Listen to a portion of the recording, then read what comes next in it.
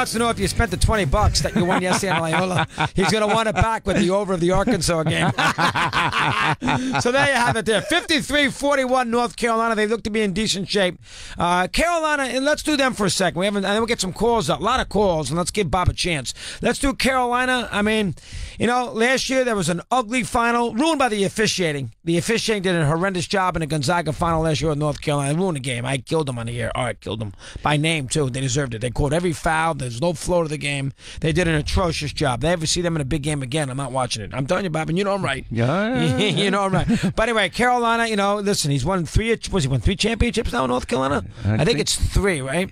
He beat Illinois, he beat Michigan State, and he won the other one. I think it's 3. Maybe it's 4, but it's 3. There's no pressure on him. He doesn't have to do anything this year. Nobody's going to get him fired there at North Carolina.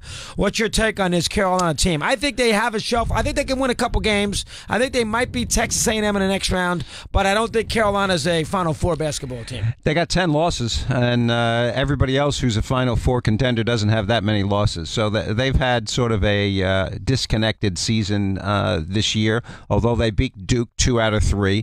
Their strength is on the offensive glass, and when in doubt, just throw it up and let 3 guys, 6'10", go after it and tip it back and forth and finally let it go in. There was a juncture this year when I was watching them where they weren't paying much attention to defense, frankly. But I think they've got that part ironed out. They have a system that they run. The players fit the system. Joel Berry is very much, their point guard is very much like Jalen Brunson is for Villanova. Yeah, good not comparison. Overly athletic, but very smart, very good, very good. Not NBA. No, not NBA player. But very, very good college player. And of course, they won the championship, and he was running the ship at the time. So I would not put anything past them. I really wouldn't. They're not a Final Four team, though, Bob. Well, I think they're not a Final Four talent-wise. But, who do they have to beat? I mean, that's the better. They're in the Xavier. They're going to have the Michigan thing. They're going to have to get by Michigan if they're so fortunate in a couple rounds. Right. Michigan didn't look too good the other day. Good point. And although I don't know if Carolina can guard the 3 that Michigan is going to throw at them, and Gonzaga, who was also in that side, did not look very good. So they're on that side. And Xavier might be the weakest one. So they don't get a hard bracket. So when you talk about Final Four, I know you're thinking talent level and all that, but if you look at their path, it's possible. And their experience, it's you never know. It's all right, possible. let's get some calls in for Robert. We start the afternoon with Bill in Connecticut, and he says hello on the NCAA show today. Bill, welcome. Nice to have you with us. Well, thank you for taking the call. Good afternoon, guys. It's one of the great days in sports, Coach. Good to hear you. So, by the way, I think Carolina, their players are very good. They can make a run like any of these guys, upperclassmen. So, I think their chances are totally reasonable. All these, if you're a 3 seed and up, I think all those teams are, they can get to the Final Four. I'm a Syracuse grad. Obviously, I have low expectations because they're just frankly painful to watch. But it's an interesting matchup going up against James. Do you take Excedrin when you're watching Syracuse play? It's hard to watch them. They are the hardest. I mean, when you look back to the teams that had a lot of offense, this team is painful. I mean, the game the other night, I said neither of these teams should have been in the tournament.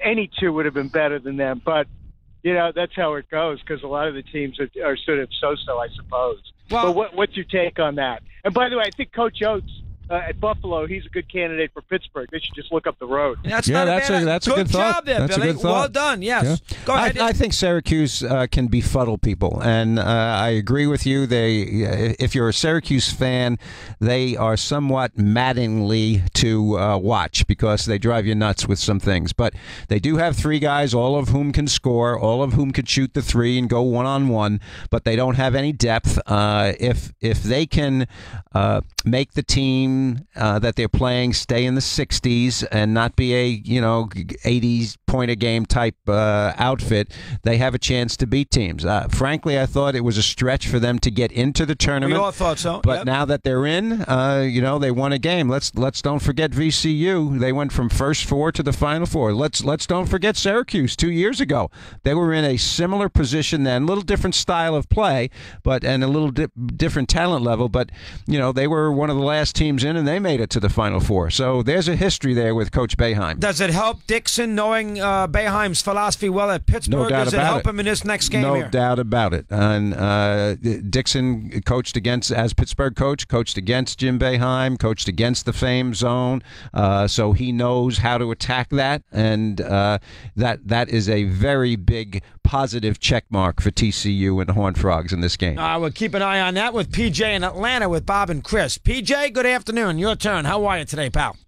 I'm fantastic. I cannot believe I get to ask this question. Y'all were talking about Jim Spanarkel yesterday. Yes. He went to Hudson Catholic with Mike O'Korn, and I know yesterday I was listening, and you were talking about how, you didn't watch the games because you were recruiting Spanarkel. How did Duke not get O'Korn? Well, that's a very good question. And then the second question is, why are you talking about Michigan? They lost by 15 to Carolina this year, and Syracuse beat them in the 4. But I want to hear a good Mike O'Korn recruiting. And this is for my dad, because he used to talk about this back in the late 70s when they beat Duke, and O'Korn scored the last 10 points and held Gene Banks to no points in the second half.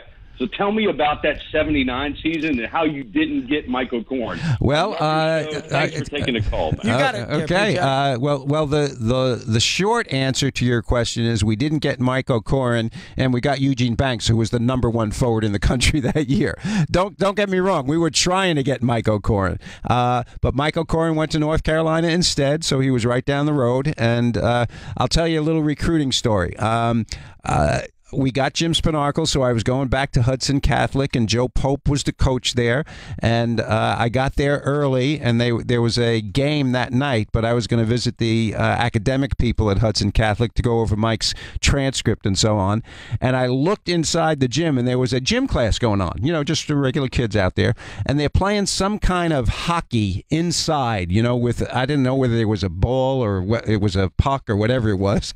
And I see Mike O'Korn out there with this hockey stick, and these guys who are just students, they're slamming him into the bleachers, and I'm saying, this guy's $1 million product here. What are we doing? So Mike was a great guy. I love Mike. He was a terrific competitor against us. So O'Korn was a little ahead, was behind or ahead? O'Korn was a year behind Spanarkel. So Spanarkel's a senior and O'Korn's a junior. So when you visited Spanarkel's senior year, you knew how good O'Korn was. Absolutely. Everybody knew how good Mike was. And, of course, at the same time as we were recruiting O'Korn, we were recruiting Eugene Banks, who played the same position and was the #1 kid in the country. So you wanted to get one of them, and once you got Banks, you figured you were okay. Yeah, and we wouldn't have gotten Mike anyway. He was going to North Carolina, and we got Banks, and a pretty good deal. Not bad, and Banks was excellent. O'Korn, so in '77, his great game against UNLV when he scored 31. That was after that was the year after. No, it was the year before you really got good when you beat. Yeah.